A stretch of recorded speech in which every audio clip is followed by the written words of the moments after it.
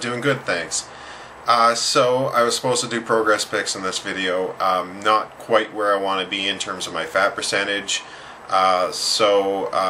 But barring some catastrophic results for this coming week, you can anticipate that those will be in the next video. I had some problems meeting my weight targets this week, although ultimately I did make them.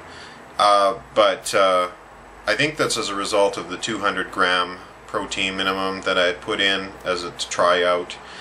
I had been doing 170 grams previous to that, and yeah, that's only 30 extra grams, and when you work out how many calories that is, 1 gram of protein is 4 calories, so that's only 120 extra calories.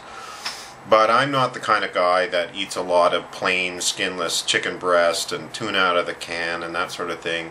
So with those 30 extra grams of protein came some extra fat and some extra carbohydrates. So in fact it was a much higher increase than just 120 calories. So I'm going to go back down to the 170 grams protein minimums that served me well up to this point anyway.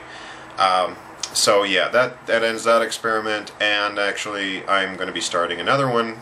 Well, I already have started another one, I should say. And that is, I'm going to be cycling my carbohydrates to match my hypertrophy specific training cycle, which is just the fancy name of the strength training routine that I do. So I'm coming up with this plan on the fly. I don't really know how it's going to affect my weight or my fat percentage as of yet. But I will tweak it as necessary, because no matter what, I have to make my weight targets. Those are supreme. And basically the idea is that for the first time I'm really going to try to integrate my nutrients with my training.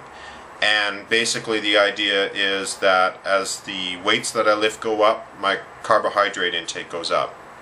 And if you're wondering what the hell I'm talking about when I say like a cycle, I start a cycle at a very high, like about 15 repetitions of a very low weight, and then for each of my exercises, and then each workout I progress higher. I lift more and more weight, and the repetitions get lower and lower until I'm lifting the maximum amount I can lift for 5 repetitions, and then I do drop sets, and I try to work as much as I can at that maximum, and then when I can't push it anymore, then I take a week off, and that in its entirety is a cycle. And so anyway, so yeah, that's the idea, is that I'm going to be matching my carbohydrate intake to what's going on in the cycle. Protein will remain constant, and I remain pretty much laissez-faire with the dietary fat. I'm in the middle of a cycle right now, but I'm going to start it anyway, and also I'm going to do it for the full next cycle, a full cycle, next cycle, and then I'll judge what the results are, and if I'm successful, I'll flesh it out totally for you in a video, and I'm sure it'll be fascinating.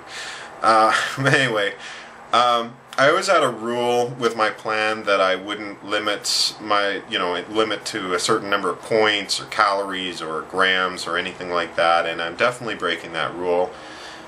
I even bought a food scale so that I could be more precise with my carbohydrate count. Up to this point I had been sort of roughly estimating, and we'll see. If it's not sustainable, if I can't keep doing it on a sustainable basis, then I can just go back to what I was doing before, which, for all its faults, did produce a 75-pound weight loss last year, so that's not too shabby. Anyway, that's all I have for you this week, and I hope that you all have a great week, and I'll see you next time with progress pics. Okay, take it easy. Bye-bye.